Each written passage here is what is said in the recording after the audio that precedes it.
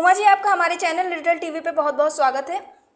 धन्यवाद जी। जैसा कि 27 अगस्त को आप लोगों ने धरना प्रदर्शन किया था और ऐसा कहा गया था कि समस्याओं का हल हो जाएगा, लेकिन न जाने क्यों सरकार इन सारी चीज़ों पे ध्यान नहीं दे रही। शिक्षा मित्रों की समस्याओं का हल नहीं हो पा रहा। 27 अगस्त के बाद फिर 5 सितंबर को भी दो दो जगह पे धरना प्रदर्शन हुआ, लेकिन अभी भी कोई उचित हल निकल कर सामने नहीं आ पाया है।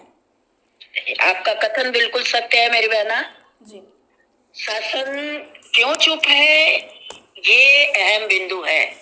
जी। समस्या का समाधान कैसे होगा, ये उससे भी अहम बिंदु है। जी। अब रही बात माननीय मुख्यमंत्री जी क्यों चुप हैं, मैं तो आप मीडिया बंधुओं से अनुनय विनय करूंगी, रिक्वेस्ट करूंगी कि आप एक बार मुख्यमंत्री जी तक अपनी दस्तक दीजिए। जो क्वेश्चन, जो प्रश्न आपने हमसे पूछा है, एक बार आप मीडिया बंधु आशीर्वाद देते हुए उनसे भी पूछिए कि शिक्षा मित्र परिवार ये दुर्दशा कब तक सहेगा। जी। यदि आगे के रास्ते अधूरे हैं तो मुख्यमंत्री जी ही पूरे करेंगे ना, जी।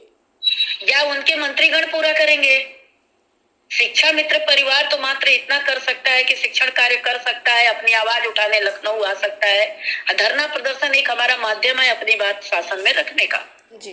अब वो गतिविधियां बराबर चल रही हैं। मैं आपके माध्यम से बराबर आवाज देती हूँ। जहां भी आपने आवाज दिया, मैं स्वयं आपको कहती हूँ कि नहीं, आप शासन तक इस बात को पहुंचाइए। उनके जो प्रवक्ता थे उन तक ये बात पहुंचाइए, जो उनके शुभेच्छु हैं, उनके जो कर्णधार हैं, उन तक ये बात पहुंचाइए कि भाई शिक्षा मित्र परिवार रोटी के लिए तड़प रहा है। जी, जैसा कि आपने बताया शिक्षा मित्र परिवार रोटी के लिए तड़प रहा है, और इस बीच में ऐसा देखा गया है कि कई सारे शिक्षा मित्रों ने अपनी जीवन लीला को समाप्त कर लिया है। तो ऐसे में आपका क्या कहना है, क्योंकि जीवन का अंत करना किसी भी समस्या का हल नहीं होता है। ये घटना मेरी बहना हृदय विदारक है। इस घटना का तो कोई कैसे किस भाव में कहे, जो चले गए वो वापस आ नहीं पाते हैं। किसी भी दुनिया से कोई ऐसा सूत्र नहीं है, कोई ऐसा कर्णधार नहीं है, कोई ऐसा विकल्प नहीं है कि जो गए लोगों को वापस ला ले। तो मैं आपके चैनल के माध्यम से पहले तो आम शिक्षा मित्र भाई बहनों से अपील करूंगी कि मौत चुनना आपका विकल्प नहीं है, रास्ते और भी खुलेंगे। यदि मुख्यमंत्री जी हमारी बात को सुन रहे हो तो उनसे मेरा निवेदन है, अनुनय विनय है कि बेटियों का सम्मान करिए। माननीय मुख्यमंत्री जी, जब आपने उप मुख्यमंत्री जी की अध्यक्षता में हाई पावर कमेटी बनवा के 2017-18 में एक सम्मान देने का काम किया, तो वो सम्मान आपका अधूरा रह गया, जिसके वजह से उस समय भी ऐसे ही हालात थे, ऐसे ही चारों तरफ हाहाकार मचा हुआ था। जी। आज भी वही स्थिति फिर आके खड़ी है। आज भी उसी तरीके से लोग परिस्थितियों को नहीं झेल पा रहे हैं, तो वो स्वयं की ई लीला समाप्त कर रहे हैं। कहीं ना कहीं वेदना, कहीं ना कहीं पीड़ा, तकलीफ इतनी है कि वो स्वयं अपने को समझा नहीं पा रहे हैं, इसलिए वो कहीं ना कहीं मौतों को चुनना ज्यादा अच्छा समझ रहे हैं। मेरा मानना है कि मौत तो कायर लोग चुनते हैं, बुज़दिल चुनते हैं। अगर आपको मानव का जीवन मिला है तो आप चुनौती लड़ना सीखिए। जो लड़ना नहीं सीखा वो जीवन का सार नहीं सीखा। जी। चाहे वो घर हो, चाहे समाज हो, कहीं भी हो। जी। घर, परिवार, समाज में लड़ना मीन्स एक ऐसा शब्द है कि एक एक कदम आपका आगे बढ़ना। अगर आप अपने चुनो, ठीक है शासन के भी कुछ विसंगतियां हैं, नहीं शासन उसको समझ पा रहे हैं, नहीं सुधार पा रहे हैं, क्योंकि इतने अनुनय विनय माननीय मुख्यमंत्री जी से हुआ। मैं स्वयं मुख्यमंत्री जी के सामने कई बार बैठी हूँ। जी। नहीं रास्ता निकल पा रहा, वो क्यों? पहले तो वो लोग बोलते हैं कि हाँ बस आपका तुरंत रास्ता निकाला जा रहा है, लेकिन स्वयं की बातों पे वो लोग अमल नहीं करते हैं। जी। उनके बहुत जीनियस प्रवक्ता जो अपने को कह रहे थे कि मेरे तो 6000 डिबेटे हैं और देश विदेश में मैं डिबेट देता हूँ, उनके प्रवक्ता थे अविरल मलिक जी। जी।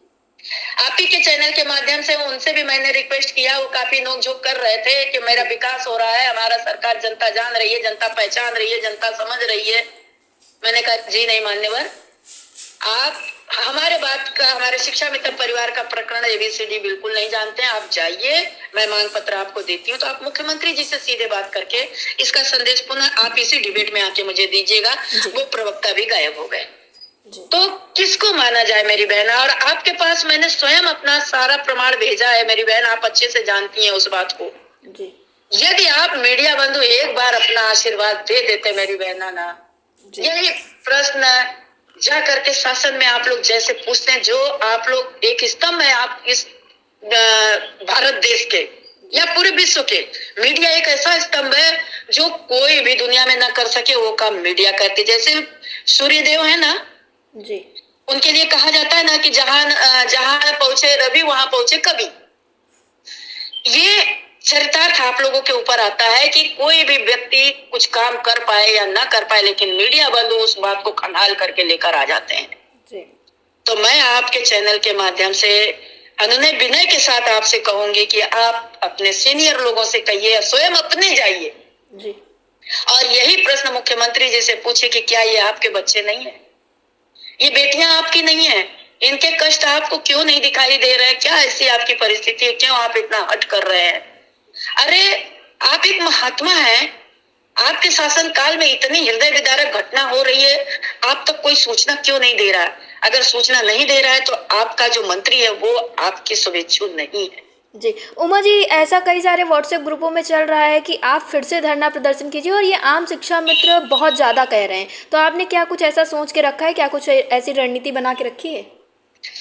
मेरी बहना, आम शिक्षा मित्र भाई बहनों की बातें हमेशा मैं सर पे ताज लगाती हूँ। पहले भी मैंने लगाया, जब मैं धरने में उतरी 2017 में, तब भी यही कंडीशन थी, तब भी मैंने उनकी आवाज सुनी, मैंने आवाज दिया, लेकिन वो लोग चूक गए, उन्हें नहीं समझ में आई वो बात। आज लोग पछता रहे हैं, आज उन्हें अच्छे से एहसास हो रहा है कि नहीं, हमने अपनी बड़ी बहन को अगर कहीं ना कहीं तकलीफ दिया है तो उसका खामियाजा हमको भुगतना पड़ा है जी। मैं सभी का सम्मान करूंगी, चाहे वो नेता हो चाहे आम भाई बहन हो।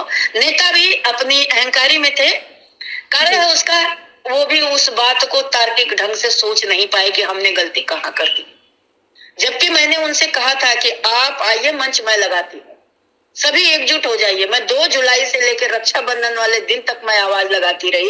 अग्रज बंधु तारकेश्वर भाई ने कहा कि आप बड़ी बहन है, विशाल हृदय है आपका, आप आज रक्षाबंधन वाले दिन भी अपने भाइयों को आवाज दे दीजिए, सारे उनके गिले शिकवे माफ कर दीजिए आप। मैंने माफ करते हुए मेरी बहना, मैंने आपके चैनल के माध्यम से भी आवाज उठाया, मैंने ऑडियो भी डाल के आवाज उठाई, लेकिन ये टस से मस नहीं हुए। आज रिजल्ट आपके सामने है। और सबसे बड़ी विडंबना, धरना में परिस्थितियां विषम होती हैं, 110% विषम होती हैं।